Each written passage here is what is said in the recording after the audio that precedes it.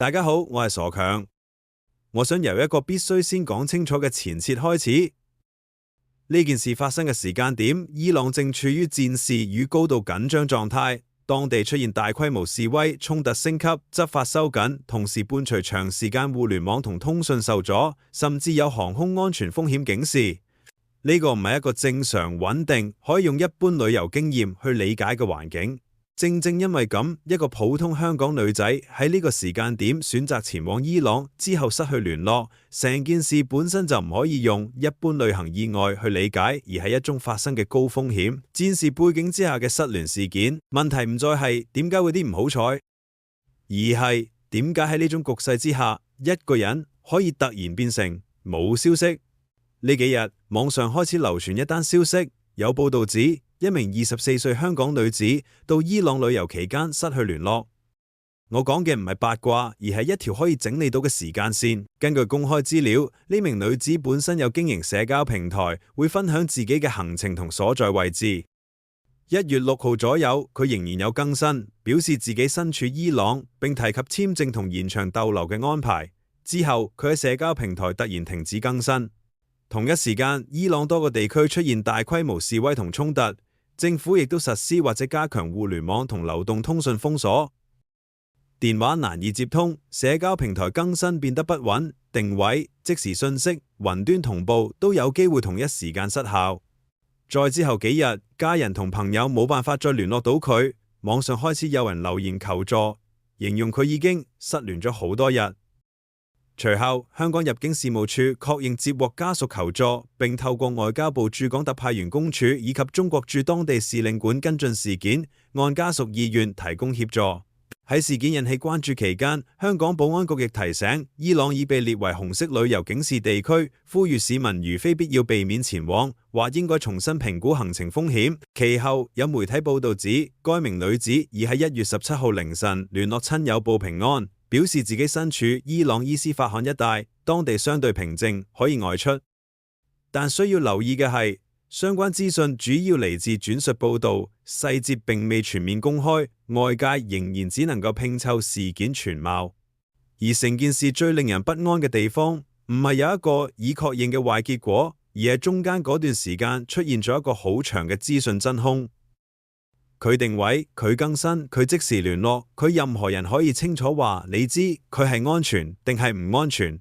我想講清楚一樣嘢先，我唔係想製造恐慌，亦唔係想用陰謀論嚇人，更唔係要將責任推落當事人身上。去旅行本身唔係錯，對世界有好奇唔係錯。真正值得被討論嘅唔係點解佢要去，而係喺戰事同高壓制度之下，一個普通人可以有幾脆弱。我哋習慣咗嚟香港生活，有制度、有新聞、有透明度。出事你起碼知邊個部門負責，起碼有渠道，起碼有人追問。但去到局勢緊張、資訊被管控、網絡被封鎖嘅地方，你會突然發現，原來聯絡得到本身就已經係安全感嘅核心。對外國人嚟講，尤其係外國女性，風險唔單止係街頭見到嘅情況，而係一堆你嘅旅遊攻略入邊永遠唔會讀到嘅規則同權力邊界。當局勢升溫，呢啲邊界會突然收緊，執法彈性變大，而你可以依靠嘅制度支援反而會變少。如果你喺歐洲、日本、台灣失聯，你會預期警方通報、媒體跟進、外交協助，有一條相對清晰嘅程序。但冇某啲國家，一個人消失可以喺公開程序佢即時交代，甚至冇人話你知應該問邊個。呢一點係好多香港人出發之前完全低估咗。我想講一個好現實嘅層面，好多旅遊 KOL、旅遊 YouTuber 會拍中東、拍伊朗，畫面好靚，人好熱情，文化好吸引，但係佢哋好少講嘅係紅線嘅邊。唔係因為佢哋想呃你，而係因為好多紅線本身就唔會被寫低，有啲係文化，有啲係法律，有啲係即時政治氣氛。你唔知邊一刻由一個遊客變成一個問題人物。我而家講我自己嘅睇法，我覺得呢件事對香港人最大嘅提醒唔係邊度危險，而係我哋太習慣一個假設，只要有電話、有網絡、有社交平台，你就唔會真正失聯。但呢件事話俾我哋知，喺高壓局勢之下，失聯唔係戲劇效果，而係一種系統性狀態。你發唔到信息，外界揾你唔到，連一句我安全都未必講得到啦。所以我哋講自保，唔係教人反擊，亦唔係恐嚇人唔好去旅行。我講嘅係風險管理，要由防意外升級到防失聯。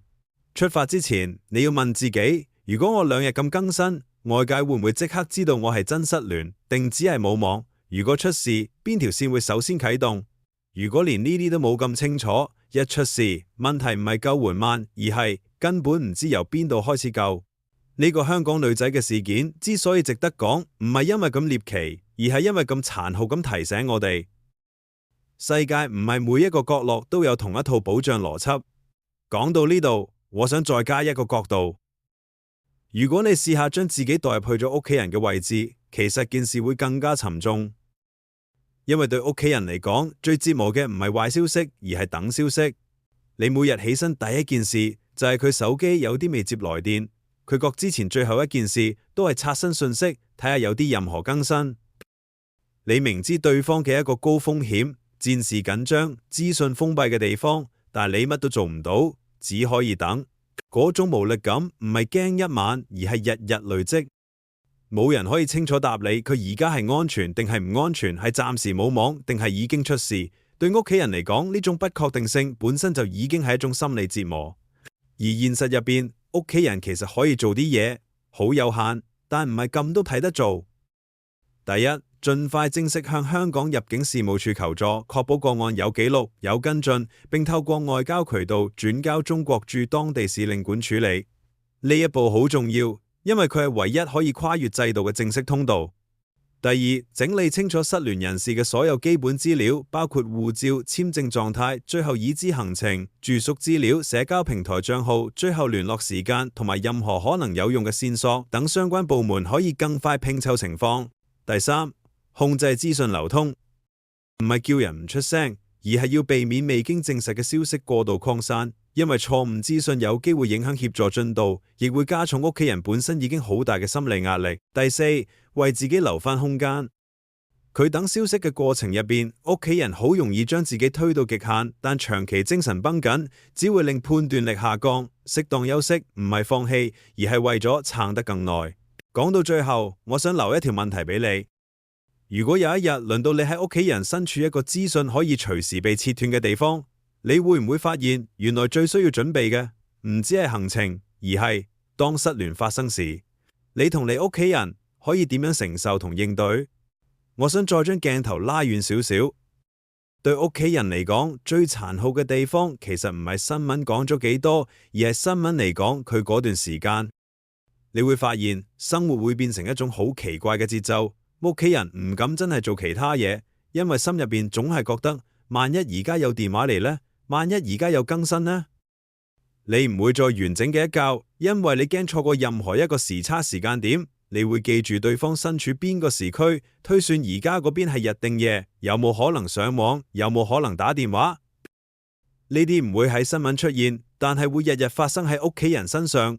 而最令人崩潰嘅係冇人可以俾你一個確定答案。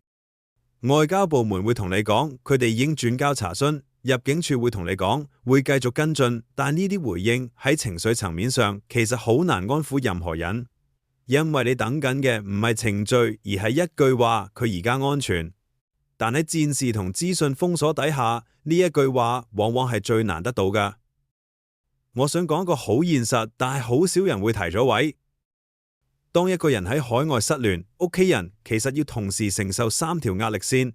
第一條係對失聯者嘅擔心，第二條係對制度嘅無力感，第3條係外界嘅目光。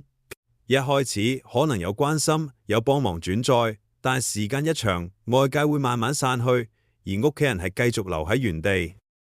對屋企人嚟講，最孤單嘅時刻，往往係事件唔再係新聞之後。呢度我想再落多一層。如果事件最後有好消息，屋企人都唔會即刻鬆一口氣，因為中間嗰段等待已經喺心理上留低痕跡。而如果咁好消息，呢個等待就會變成一個咁終點嘅循環。所以我哋成日講風險管理，其實唔單止係出發之前嘅準備，仲包括一旦失聯，屋企人承唔承受得到。我想講清楚，呢個唔係責怪任何人，啲人應該因為想嘅世界而被審判。但現實係，當你去到一個資訊可以隨時被切斷嘅地方，承擔風險嘅唔只係你自己，仲包括你背後成個家庭。如果要再實際嚟講，屋企人喺呢啲情況下，除咗程序上嘅求助，仲有一樣好重要但好容易被忽略嘅事，就係為自己建立一個可以撐得住嘅節奏。